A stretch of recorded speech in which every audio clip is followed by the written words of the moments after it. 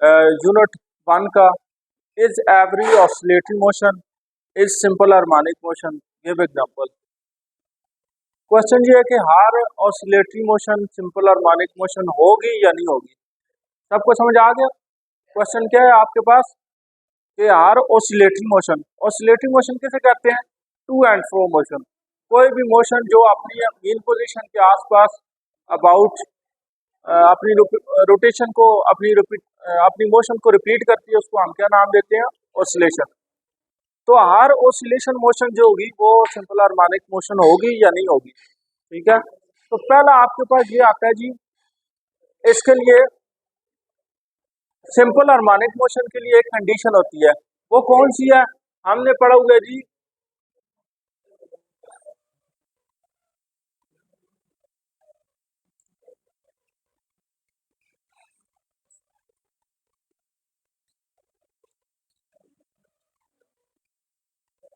ये क्वेश्चन है कि क्या are oscillatory motion simple harmonic motion है या नहीं।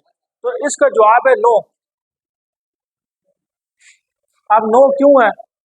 क्यों? हम जानते हैं जो सिंपल हार्मोनिक मोशन होती है उसकी एक कंडीशन है, उसमें एक्सेलरेशन प्रोपोर्शनल होता है किसके? डिस्प्लेसमेंट के। ये कंडीशन हमें चाहिए होती है। इसी तरह एक कंडीशन हमने पढ़ी थी, फॉर एग्जांपल सिंपल पेंडुलम है। सिंपल पेंडुलम में हमने कहा था उसकी जो मूवमेंट है वो जो है आपके पास सिंपल हार्मोनिक मोशन होती है। कब? जब आपके पास एंगल थीटा ये हमने स्मॉल लिया था, फिर हमने एंगल को साइन थीटा के बराबर लिया था, याद है? उधर मैंने आपको बताया था कि अगर वही पेंडुलम जो है एंगुलर डिस्प्लेसमेंट उसकी ज्यादा हो जाए तो फिर उसमें क्या होगा, वो उसको हम सिंपल हार्मोनिक मोशन नहीं कहेंगे। जैसे आपके पास ये, अब ये अगर एंगल जो है इसका सिंपल पेंडुलम का ये वाला एंगल स्मॉल है तो ये सिंपल हार्मोनिक मोशन एग्जीक्यूट करेगा। लेकिन अगर यही एंगल ये बड़ा हो जाए, ये एंगल बड़ा हो गया, थीटा लार्ज हो गया, उस वक्त ये सिंपल हार्मोनिक मोशन नहीं होगी। समझ आ रही है? तो अब इसकी एग्जांपल एक और हम ले लेते हैं। एक तो सिंपल पेंडुलम हो गया, एक और एग्जांपल आपके पास क्या आती है, जिस तरह वाइब्रेटरी मोशन है, वाइब्रेटरी मोशन जो होती है ये भी सिंपल हार्मोनिक मोशन नहीं है। ऑसिलेशन जरूर है, एक मीन पोजीशन के आसपास चक्कर लगाता है, इसको ऑसिलेटरी मोशन कहते हैं, लेकिन ये सिंपल हार्मोनिक मोशन नहीं होती। समझ आ गई है? दूसरा क्वेश्चन कौन पढ़ेगा? आप पढ़ो बच्चे, सेकंड क्वेश्चन पढ़े।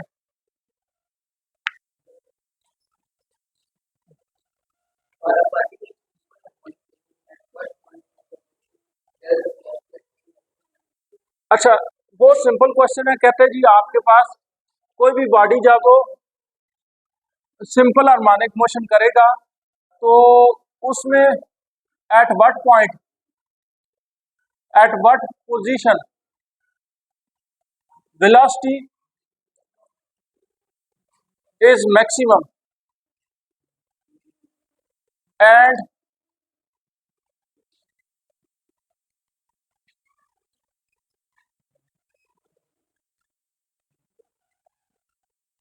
समझ आ गया क्वेश्चन कि जब कोई भी body simple harmonic motion execute करता है तो उसकी जो वेलोसिटी या स्पीड होगी वो किस पोजीशन के ऊपर मैक्सिमम होगी और कौन सी पोजीशन पे मिनिमम होगी। तो इसी को अगर हम कंसिडर करें सिंपल पेंडुलम को, तो किस पॉइंट पे इसकी वेलोसिटी या स्पीड जो होती है वो मैक्सिमम होती है? ये इसकी एक्सट्रीम पोजीशन है और ये कौन सी पोजीशन है? Mean position. अब मुझे बताएं यहाँ पर इसकी स्पीड कहाँ पर मैक्सिमम होगी? कौन सी जगह पे? मीन पोजीशन पे इसकी स्पीड क्या होगी?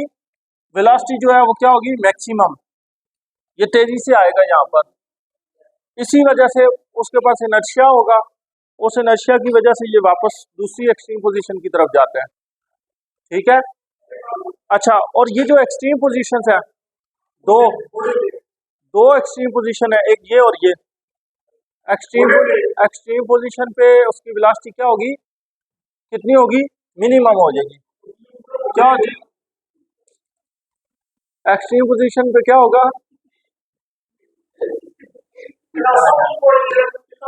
चलो अच्छा चले इधर आगे आगे आ जाए।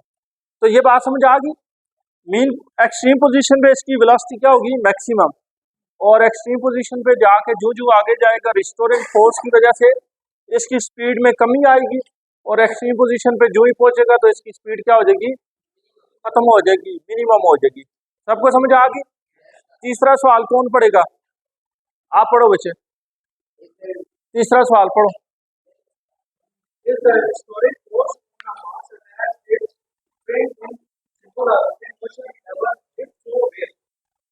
दोबारा पढ़े।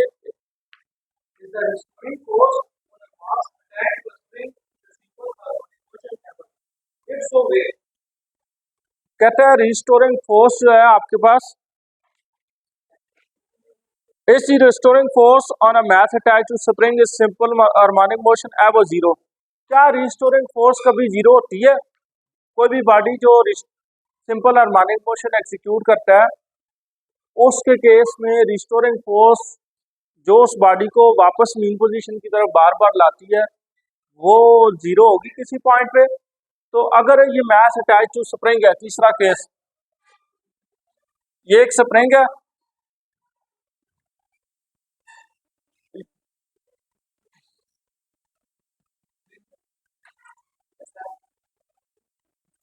अब ये मैस अटैच है, ठीक। ये जब बॉडी ऑसिलेट करके एक्सट्रीम पॉइंट पे जाता है, एक्सट्रीम पोजीशन पे जाता है, तो ये जो रिस्टोरिंग फोर्स है ये इसको अपनी तरफ वापस खींचना शुरू कर देती है। जब वापस खींचती है तो ये बॉडी अपनी मेन पोजीशन की तरफ आ रहा होता है, और जितना करीब आता है रिस्टोरिंग फोर्स आहिस्ता आहिस्ता कम होना शुरू हो जाती है। जो ये रिस्टोरिंग ये अपनी मेन पोजीशन पे बॉडी पहुंचता है तो जो रिस्टोरिंग फोर्स है वो जीरो हो जाती है। ये बात याद होगी, ठीक है। रिस्टोरिंग फोर्स कहाँ पर जीरो होती है? कहाँ पर जीरो होती है? मेन पोजीशन पे। मेन पोजीशन पे, क्योंकि इसका काम ही बॉडी को कहाँ तक लाना होता है? मेन पोजीशन तक लाना होता है। अगर मेन पोजीशन पे बॉडी आ गया, फोर्स क्या हो जाती है? खत्म हो जाती है। अब यहाँ पर बॉडी पहुंचता है तो इनर्शिया की वजह से यहाँ पर ठहर नहीं सकता, दूसरी तरफ चला जाता है। जब दूसरी तरफ यहाँ पर पहुंचता है दोबारा रिस्टोरिंग फोर्स उसको दोबारा किधर लेके आती है? मेन पोजीशन की तरफ। और मेन पोजीशन पे जो ही वो बॉडी पहुंचता है तो रिस्टोरिंग फोर्स क्या हो जाती है? खत्म हो जाती है, जीरो हो जाती है। चौथा सवाल क्या है जी आपके पास? चौथा क्वेश्चन क्या है जी? कौन पढ़ेगा? आप पढ़ो।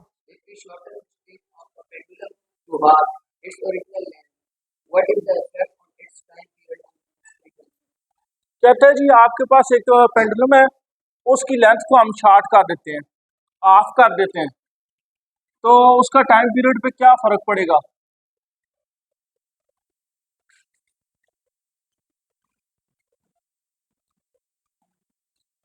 Effect on time period and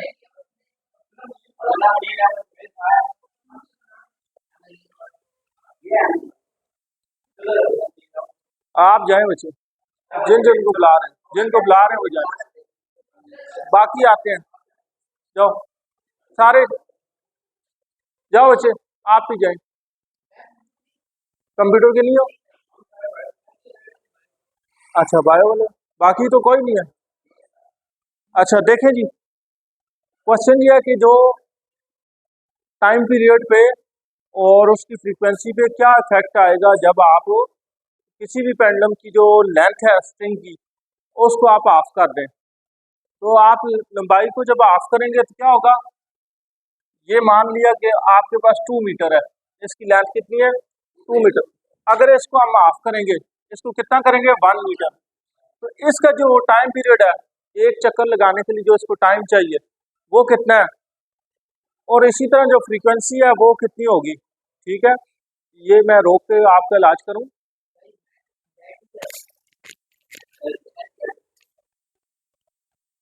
ये समझ आ गई है?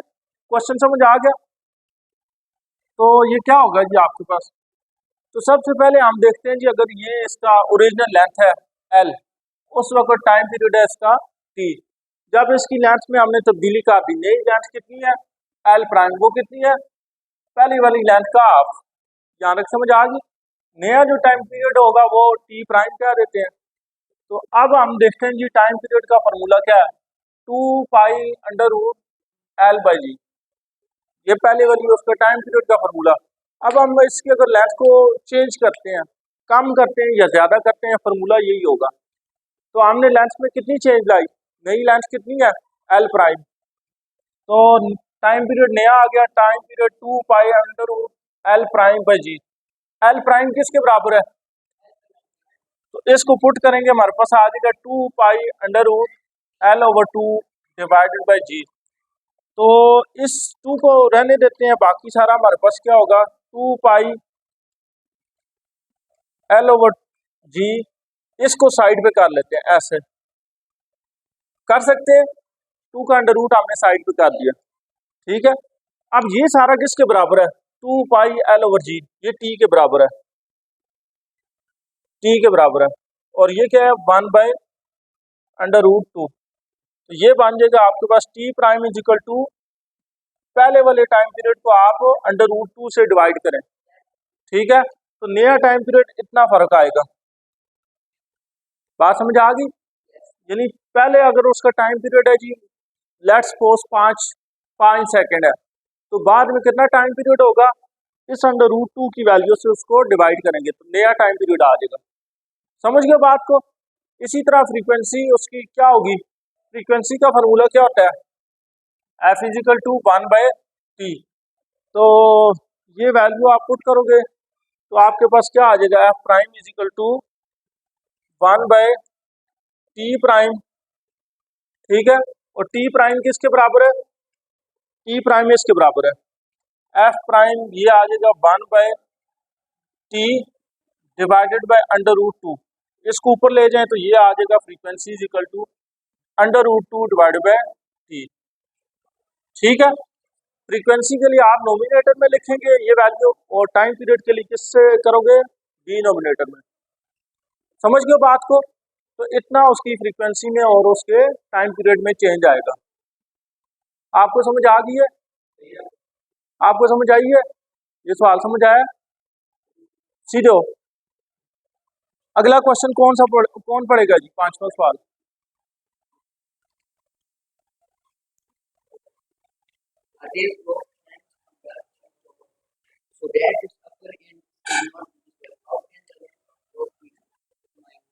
क्वेश्चन ये है कि एक रोप है, एक रस्सी है जो एक टावर के साथ बांधी हुई है। उस टावर का जो अपर एंड है वो हमें नजर नहीं आ रहा, हाइट की वजह से हो सकता है, अंधेरे की वजह से, किसी भी वजह से हम उसको देख नहीं पा रहे हैं। तो हम उस क्वेश्चन हमसे ये कहते हैं कि आप उस जो रस्सी बांधी हुई है उसकी लेंथ आप फाइंड करें, उसकी लंबाई आप बताएं कितनी होगी। तो इसको हम सॉल्व करते हैं।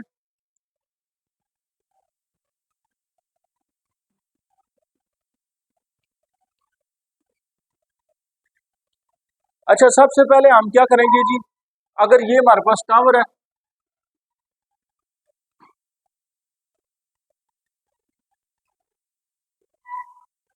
इसके साथ ये रस्सी बांधी हुई है जी ऐसे।